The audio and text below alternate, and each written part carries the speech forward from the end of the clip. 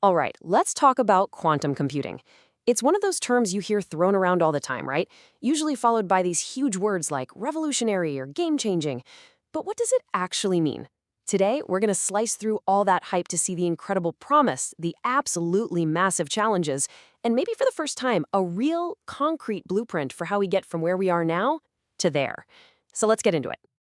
First up, we'll explore the quantum promise. I mean, the almost science fiction potential of these machines.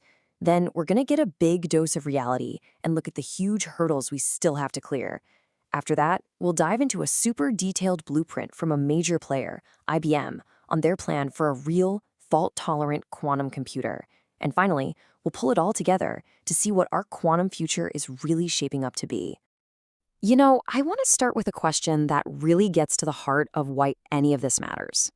Just imagine, for a second, a world where a new virus appears, and instead of this frantic, multi-year race against time, we could design a targeted, super effective drug in just a few months. Now, this isn't some fantasy. It's one of the core life and death problems that quantum computing is meant to solve. So let's dig into that promise. To really get why this technology could be so revolutionary, we first have to understand the sheer scale of the problems it's being built to tackle. Just take that drug discovery process we mentioned. It is an absolute beast. You start with trying to discover a single molecule, then you go into preclinical research, then you have to get through multiple phases of human trials, then a long, drawn-out FDA review, and you even have to keep monitoring it after it's on the market. Every single step is a monumental effort. And get this, the numbers are just mind-blowing. On average, we're talking more than a decade of work and over $2 billion to get one single drug to the finish line. And the real bottleneck? It's trying to simulate how these tiny molecules will actually work inside the human body. It's a task so complex that it brings even our world's best supercomputers to their knees. And that is where the quantum computer comes in. See, it doesn't just do what our computers do now, only faster. No. This is a whole different ballgame. It operates on a completely different set of rules, using the bizarre, incredibly powerful laws of quantum mechanics to solve problems that we currently consider impossible. Think about your phone or laptop right now. It thinks in bits. A bit is basically like a light switch. It can either be on or it can be off, a 1 or a 0. Simple. But quantum computers, they use qubits. And thanks to a wild principle called superposition, a qubit can be a 0, a 1, or, and this is the crazy part, both at the exact same time. It's this ability to explore many possibilities at once that gives them their unbelievable power. And if that wasn't wild enough for you, then there's entanglement. This is where you can link two qubits together so their fates are permanently intertwined. You measure one and you instantly know the state of the other, even if it's on the other side of the galaxy. It's this spooky, deep connection that lets quantum computers handle the massively complex relationships you find when you're trying to model, say, a new life-saving drug. And this power goes way, way beyond medicine. The same ability to see all those connections could, in theory, shatter the encryption that keeps all of our digital lives safe. It could supercharge AI, letting it learn and find patterns at a speed that's hard to even wrap your head around. It could even help us build climate models so precise they could actually help us fight and maybe even prevent the worst weather disasters. The potential is just enormous. Okay, so if this thing is so powerful, so amazing, why don't we have them yet? Why isn't it already changing the world? Well, that brings us to our next section, a much-needed dose of reality. Because building a useful quantum computer is, without a doubt, one of the hardest things humanity has ever tried to do. And listen, there are plenty of really smart people out there who are pumping the brakes on all the hype. Computer scientist Moshe Vardi basically says, "Count me a quantum skeptic." And he's not alone.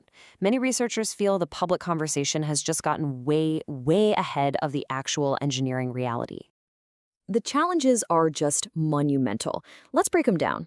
First, you have noise. Qubits are unbelievably fragile. The tiniest vibration, a slight change in temperature, and your whole calculation is ruined. Then there's scalability. Going from a few dozen qubits to the millions we'd need is a gigantic leap.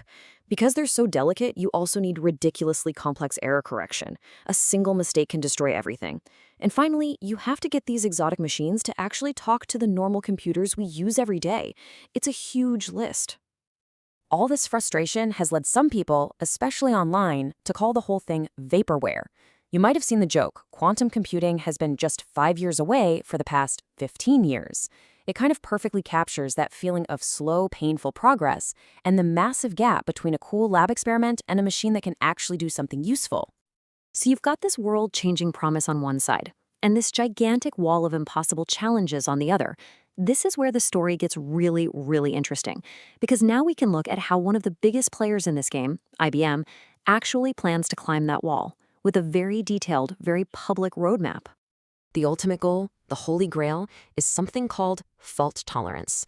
It's pretty much what it sounds like, the computer's ability to find and fix its own errors on the fly. In your laptop, this is simple. You can use 3 physical bits to store one piece of information, and if one of them flips by accident, the other 2 can outvote it. With quantum, it's way more complex, but the idea is the same. Use a whole bunch of those fragile physical qubits to create a single, super robust and reliable logical qubit that's protected from all that noise. And this is their plan to get there, step by step, with each new machine solving a key piece of the puzzle. In 2025, a chip they're calling Loon is all about improving how qubits talk to each other. A year later, Kookaburra will use that to actually process information with a logical unit for the first time. That then lets Kakato start linking these error-corrected modules together in 2027, all building towards the big one, Starling, a truly fault-tolerant system they're aiming for in 2029. So what makes them think they can actually pull this off? Well, it's a huge breakthrough in error correction. This is the secret sauce right here. Their whole plan is built on these new codes called QLDPC codes, which are about 10 times more efficient than anything that's come before. Think about it. If the old way needed, say, 100 physical qubits to make one good logical qubit, this new way might only need 10. That's a massive leap forward, and it makes scaling up seem a lot more possible. And what's the ultimate prize at the end of this roadmap? It's huge. They're shooting for a machine that can run circuits with 100 million quantum operations, or gates, on 200 of those stable logical qubits. A computer at that scale, well, that would be powerful enough to start chewing on some of those huge world-changing problems we talked about at the beginning. All right, so we've seen the dream, we've faced the harsh reality of the challenges, and now we've seen a real, honest-to-goodness blueprint for getting there. So what does this all mean for us, for our future? Let's put all the pieces together and see what this path from theory to reality actually looks like. Let's go back to that scary idea about breaking encryption. Should we all be panicking? Well, a big report from the U.S. National Academies looked at this very soberly and concluded that it's highly unlikely a quantum computer that can break our current security will be built in the next 10 years. So the threat is real, but it's not breathing down our necks tomorrow. The catch? It takes more than a decade to upgrade global security, so the work to prepare for that threat has to start right now. And this is a really important point. We don't have to wait for some perfect, fully fault-tolerant machine to start seeing incredible results. The first big milestone is something called quantum advantage. That's the moment a quantum computer can solve a real-world problem better or faster than our best supercomputer. And based on IBM's roadmap, we could start seeing the very first signs of quantum advantage as early as 2026. That's not far away at all. So here we are. For the very first time, the path to a quantum future isn't some fuzzy, far-off dream. It's a detailed engineering blueprint. The challenges are still absolutely immense, but the direction is finally clear. We are right on the verge of creating a brand new kind of tool, one powerful enough to reshape science, technology, and maybe society itself. The question is no longer just if we can build it. The real question that's left for us is, what will we choose to build with it?